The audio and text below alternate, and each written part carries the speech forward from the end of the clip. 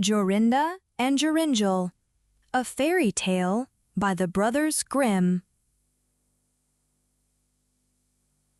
There was once an old castle in the midst of a large and thick forest, and in it an old woman who was a witch dwelt all alone.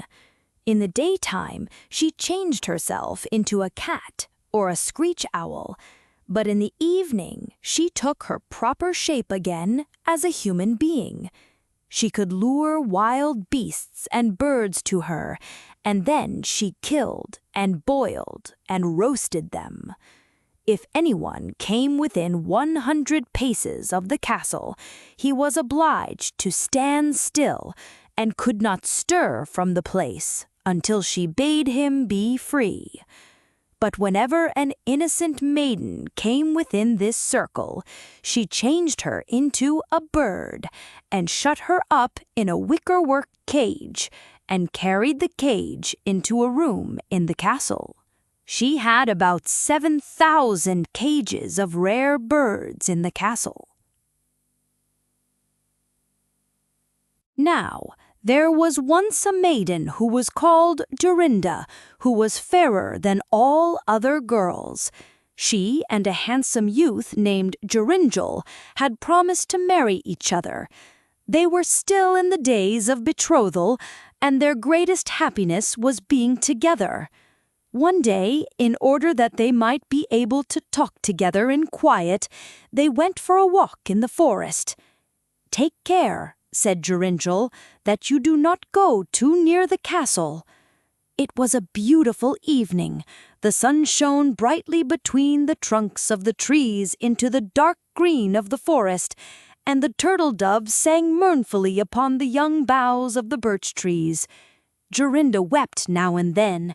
She sat down in the sunshine and was sorrowful. Joringel was sorrowful too. They were as sad as if they were about to die.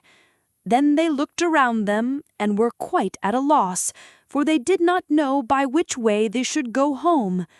The sun was still half above the mountain and half set. Joringel looked through the bushes and saw the old walls of the castle close at hand. He was horror-stricken and filled with deadly fear. Jorinda was singing, "My little bird with the necklace red sings sorrow, sorrow, sorrow. He sings that the dove must soon be dead, sings sorrow, soar, soar, jug, jug, jug." Joringel looked for Jorinda. She was changed into a nightingale and sang, "Jug, jug, jug." A screech owl with glowing eyes flew 3 times round about her, and 3 times cried, "To-woo, to-woo, to-woo."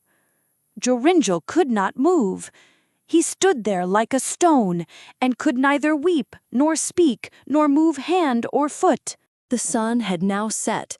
The owl flew into the thicket, and directly afterwards there came out of it a crooked old woman, yellow and lean, with large red eyes and a hooked nose, the point of which reached to her chin. She muttered to herself, caught the nightingale, and took it away in her hand.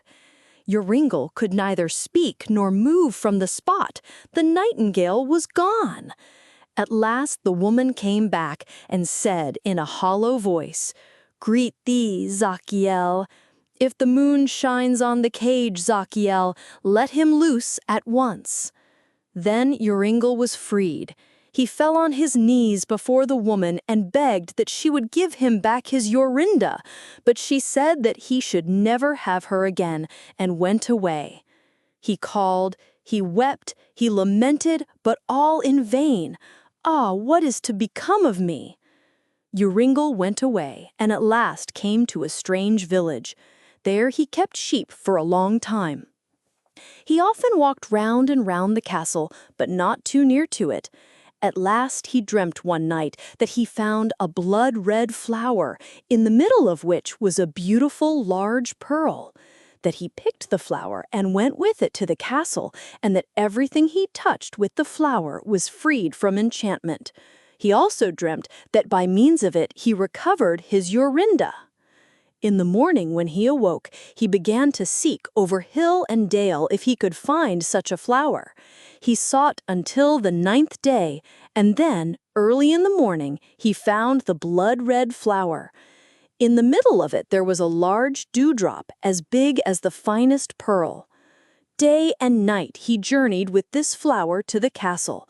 When he was within 100 paces of it, he was not held fast, but walked on to the door. Joringel was full of joy. He touched the door with the flower, and it sprang open. He walked in through the courtyard and listened for the sound of the birds. At last he heard it. He went on and found the room from whence it came, and there the witch was feeding the birds in the 7,000 cages. When she saw Joringel, she was angry, very angry, and scolded and spat poison and gall at him, but she could not come within 2 paces of him. He did not take any notice of her, but went and looked at the cages with the birds. But there were many hundred nightingales. How was he to find his Jorinda again?